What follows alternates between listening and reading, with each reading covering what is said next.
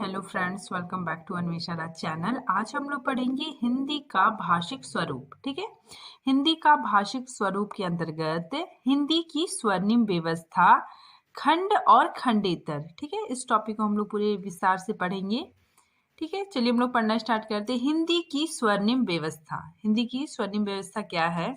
किसी भाषा की मूलभूत इकाई, ठीक है, किसी भाषा की मूलभूत इकाई स्वर्णिम कहलाती है। ठीक है, स्वर्णिम शब्द श्वान से बना है। ठीक है, देखिए श्वान का क्या अर्थ होता है? वाक्य ध्वनि। ठीक है, इसका अर्थ होता है वाक्य ध्वनि। ठीक है, ध्वनि इसका अर्थ होता है। श्वान या ध्वनि भाषा की लघुत्तम इकाई है। ठीक है, श्वान या ध्वनि क्या है? भाषा की लघुत्तम इकाई मानी जाती है। स्वर्णिम शब्द अंग्रेजी शब्द फोनिम का रूपांतर है। ठीक है, आगे देखिए, स्वर्णिम विज्ञान या ध्वनि विज्ञान को अंग्रेजी में फोनोमिक्स कहा जाता है। ठीक है, यह भाषा की सबसे छोटी इकाई है। भाषा के 4 तत्व होते हैं। ठीक है, ध्वनि, शब्द, वाक्य और अर्थ। ठीक है, ध्वनि, ध्वनि को ही स्वर्णिम कहा जाता है। ठीक है, लिखित रूप को वर्ण कहते हैं और मौखिक रूप को, ठीक है, हम जो कुछ भी बोल रहे हैं वो क्या है? ध्वनि है। ठीक है, फिर शब्द या पद, वर्णों का सार्थक समूह शब्द कहलाता है। वाक्य, भाषा का सार्थक इकाई। ठीक है, भाषा की सार्थक इकाई वाक्य कहलाती है। ठीक है, जैसे राम विद्यालय जाता है, ये क्या है?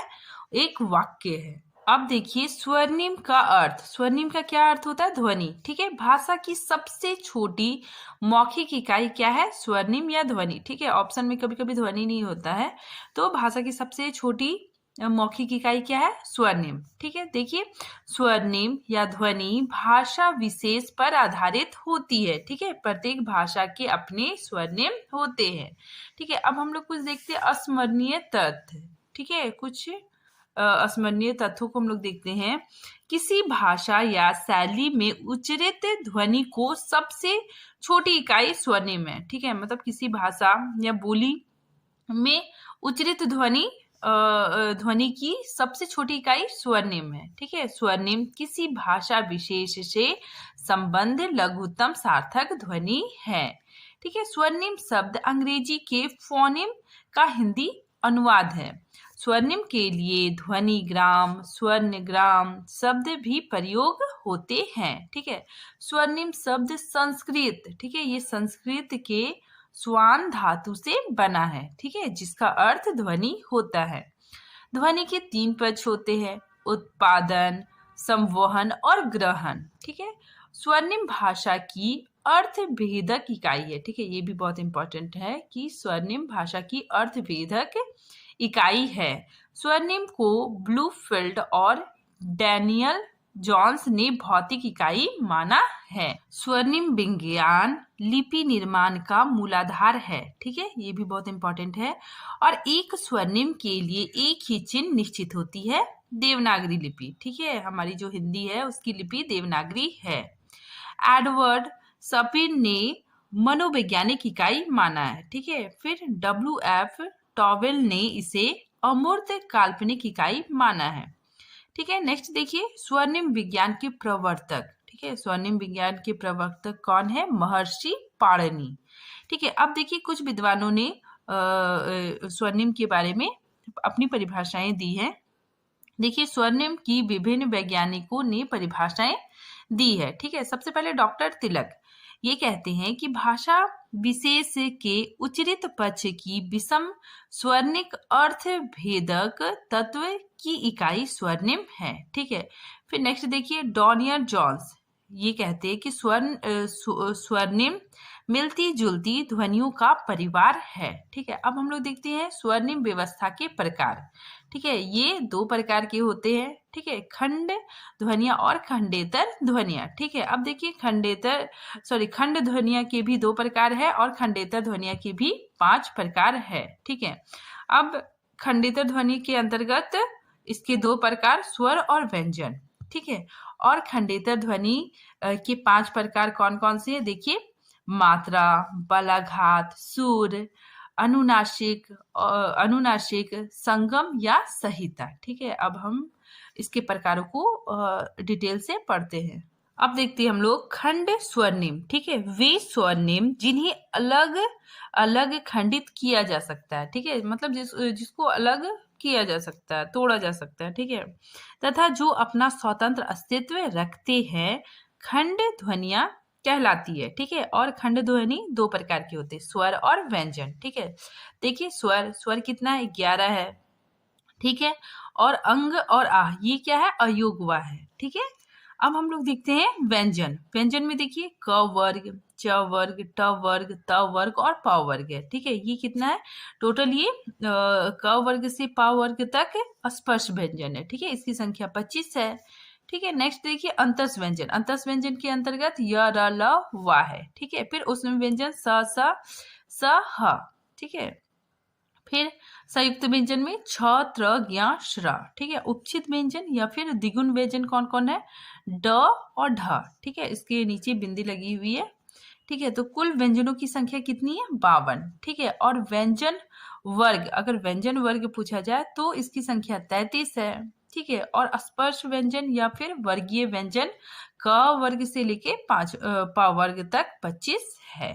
ठीक है, तो इसमें कुल व्यंजनों की संख्या कितनी है, 52 है। ठीक है, अब नेक्स्ट हम लोग पढ़ते हैं खंडितर ध्वनियां। अब देखिए खंडितर ध्वनियां क्या है, इन्हें खंडित नहीं किया जा सकता। ठीक है, क्योंकि इसका जन्म अस्तित्व नहीं होता। ठीक है, यह खंड स्वर्निम पर निर्भर होता है। ठीक है, ध्वनियों के साथ कुछ ऐसे तत्व होते हैं जिन्हें ध्वनियों से अलग नहीं किया जा सकता। ठीक है, इसे मतलब अलग नहीं किया जा सकता, परंतु स्वयं ध्वनि नहीं होते। ठीक है, परंतु ये स्वयं ध्वनि नहीं होते, इन्हें खंडेतर ध्वनियां या फिर ध्वनि गुण कहा जा सकता है। अब हम लोग देखते हैं खंडेतर ध्वनियां। ठीक है, इनके 5 प्रकार है। ठीक है, कौन कौन, मात्रा, बलाघात, सुर, अनुनासिकता और संगम या सहिता। ठीक है, चलिए हम लोग इसको एक एक करके पढ़ते हैं। सबसे पहले मात्रा। ठीक है, या इसे दीर्घता भी कहा जाता है। ठीक है, किसी ध्वनि के उच्चारण में लगा समय।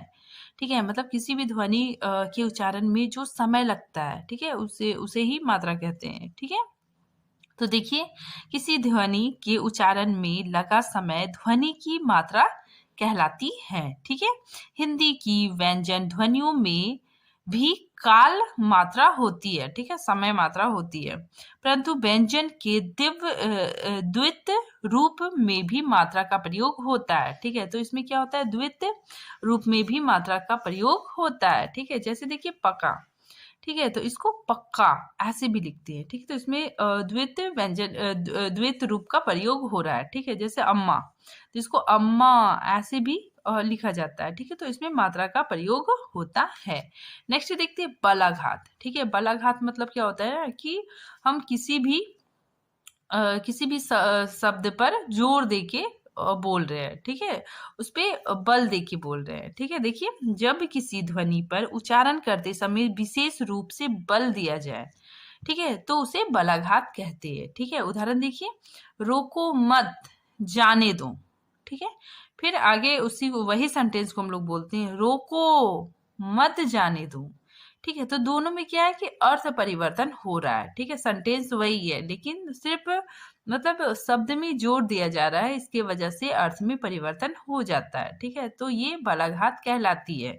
ठीक है, देखिए डॉक्टर बाबू राम सक्सेना ने क्या कहा है बलाघात के बारे में, कि किसी विशेष ध्वनि पर वाक्य अथवा पद की अन्य ध्वनियों की अपेक्षा उच्चारण में अधिक प्राण शक्ति लगाना बलाघात कहलाता है। देखिए सुर या अनुतान। ठीक है, ध्वनि उत्पन्न करने वाली कंपन। ठीक है, जब ध्वनि उत्पन्न होता है तो उसमें कंपन होता है। ठीक है, कंपन आवृत्ति सुर का प्रमुख कारण है। ठीक है, सुर भी 3 प्रकार के होते हैं, उच्च, निम्न और सम। ठीक है, आगे देखिए उच्च में सुर ऊपर जाता है। ठीक है, जब उच्च उच्च होता है तो उसमें सुर क्या होता है, ऊपर जाता है। ठीक है, निम्न में ऊपर से नीचे आता है। ठीक है, निम्न जब होता है तो क्या होता है, ऊपर से नीचे आता है। ठीक है, तथा सम में क्या होता है, बराबर रहता है, मतलब सामान्य रहता है। ठीक है, जैसे देखिए श्याम गया, ये क्या है, सामान्य वाक्य है। फिर हम लोग बोलेंगे श्याम गया, तो ये क्या हो गया, आश्चर्य वाक्य हो गया। ठीक है, आश्चर्य कथन हो गया। ठीक है, तो कोई भी सेंटेंस हम लोग थोड़ा सा मतलब सुर में भी बोला जाता है। ठीक है, नेक्स्ट देखिए अनुनासिकता। इसमें क्या होता है कि किसी भी ध्वनि के उच्चारण में हवा मुख और नाक दोनों से निकलती है तो वो अनुनासिकता कहलाती है। ठीक है, तो इसमें क्या होता है कि हवा मुख और नाक दोनों से निकलती है। ठीक है, यह स्वतंत्र स्वर्णिम होता है, इसके कारण भी अंतर होते हैं। ठीक है, जैसे देखिए श्वास, ठीक है, तो अनुनासिकता का चिन्ह चंद्र बिंदु होता है। ठीक है, तो देखिए यहाँ पे सांस लिखा हुआ है। ठीक है, तो इसमें सांस है, तो दोनों में अंतर होता है, दोनों का अर्थ में। मांग है तो इसमें मांग हो गया। ठीक है, सवार हो गया तो स्वार। ठीक है, तो इस तरह मतलब अनुनासिकता की वजह से भी शब्दों के अर्थ में परिवर्तन देखने को मिलता है। नेक्स्ट देखिए संगम या संहिता। ठीक है, किन्हीं दो भाषिक इकाइयों के बीच कुछ समय के लिए रुकने। ठीक है, मतलब जब कोई शब्द बोल रहे हैं तो उसमें कुछ समय के लिए रुकने पर उस उच्चारित समय को ही संगम या संहिता कहते हैं। ठीक है, जैसे यहाँ पे समझिए सिरका। ठीक है, यहाँ पे सिरका लिखा हुआ है तो सिरका का अलग अर्थ हो गया। ठीक है, अगर हम इसको तोड़ेंगे तो रुक के बोलेंगे सिर का।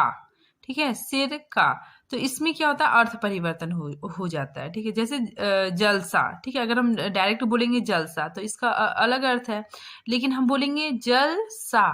ठीक है, थोड़ा सा रुक के बोलेंगे तो इसके अर्थ में परिवर्तन हो जाएगा। ठीक है, मतलब जलसा, पानी के जैसा, किसी से हम लोग तुलना कर रहे हैं। ठीक है, तो इसमें क्या होता है कि जो रुकने, जो हम लोग रुक के बोलते हैं, ठीक है, तो वही क्या कहलाता है संगम या संहिता। ठीक है, जैसे यहाँ पे देखिए शब्दों के उच्चारण के समय शब्दों में स्वर या व्यंजन के बीच रिक्त स्थानों के कारण, ठीक है, रिक्त स्थान के कारण आया अर्थ परिवर्तन। ठीक है, उसमें क्या हो जाता है अर्थ परिवर्तन हो जाता है। ठीक है, उसे ही संहिता या संगम कहते हैं। अब हम लोग देखेंगे हिंदी ध्वनियों का वर्गीकरण। ठीक है, इसको दो भागों में बांटा गया है, पहला स्वर के आधार पर और दूसरा व्यंजन के आधार पर। ठीक है, तो सबसे पहले हम लोग स्वरों का वर्गीकरण देखते हैं। ठीक है, स्वर के आधार पर स्वरों का वर्गीकरण।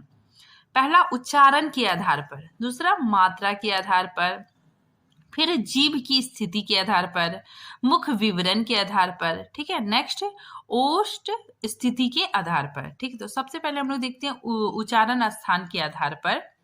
ठीक है, इसके उच्चारण स्थान के आधार पर इसको 5 भागों में बांटा गया है। ठीक है, जैसे देखिए उच्चारण आ।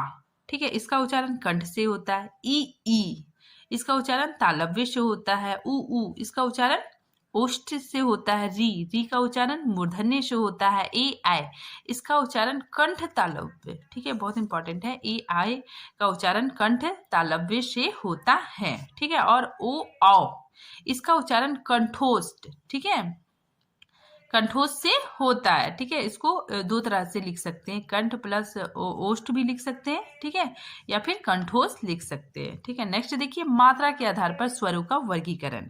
ठीक है, हम लोग जानते हैं कि स्वर कितने प्रकार के होते हैं, 3 प्रकार के, हर्ष स्वर, दीर्घ स्वर और प्लुप्त स्वर। ठीक है, हर्ष स्वर के अंतर्गत आ, ई, उ और री। ठीक है, दीर्घ स्वर के अंतर्गत आ, अ, बड़ी, बड़ा ऊ, ए, ऐ, ओ, औ। ठीक है, और जो प्लुप्त स्वर होता है, प्लुप्त स्वर में क्या होता है कि जिसका उच्चारण करने में तिगुना समय लगे। ठीक है, ज्यादा समय लगे, जैसे ओम। ठीक है, तो ये क्या होता है प्लुप्त स्वर। अब हम लोग देखते हैं जीभ की स्थिति के आधार पर स्वरों का वर्गीकरण। ठीक है, सबसे पहले देखिए ये क्या है, मेरा जीभ है। ठीक है, तो इसके जो अग्रभाग है, इससे ई, ए, ऐ, ठीक है, इसका उच्चारण होता है। ठीक है, मध्य भाग से हम लोग आ, ठीक है ना, आ बोलते हैं। ठीक है, और पश्चिम भाग से आ, उ, ओ, औ का उच्चारण करते हैं। ठीक है, देखिए यहाँ पे इसको ये क्या है अग्र स्वर। ठीक है, आगे वाले भाग से हम लोग ई, ए, ऐ का उच्चारण करते हैं। ठीक है, मध्य स्वर क्या होता है, ये आ। ठीक है, हम लोग आ बोलते हैं।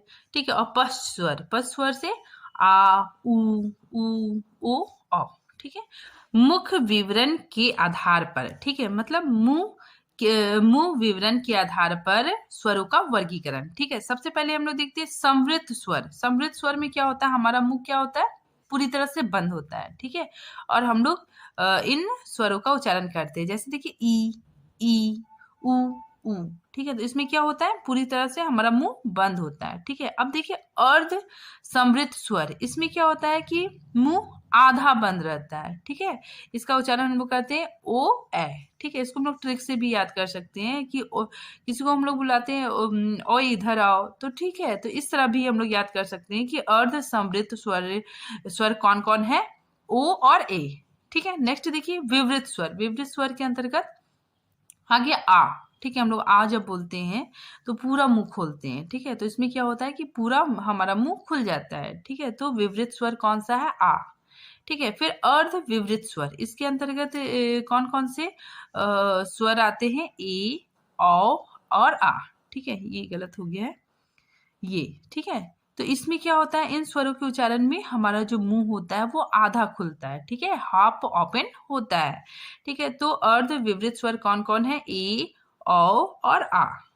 ओष्ठ की स्थिति के आधार पर वर्गीकरण। ठीक है, तो ओष्ठ की स्थिति के आधार पर इसको भी दो भागों में बांटा गया है। ठीक है, देखिए वृत्तमुखी। वृत्तमुखी में क्या होता है कि उच्चारण में ओठ गोल हो जाता है। ठीक है, गोलाकार होता है। ठीक है, तो किन किन वर्णों के उच्चारण में हमारा ओठ गोल होता है, उ ओ औ। ठीक है, अब देखिए अव्यर्थमुखी, इसमें क्या होता है कि उच्चारण में होठ गोल नहीं होता है। ठीक है, मतलब पूरी तरह से गोलाकार नहीं होता है। ठीक है, कौन कौन से वर्ण है, देखिए आ ई ए। ठीक है, तो ये टॉपिक यहीं पे खत्म होता है। नेक्स्ट टॉपिक हम अगले वीडियो में बनाएंगे। तब तक के लिए थैंक यू।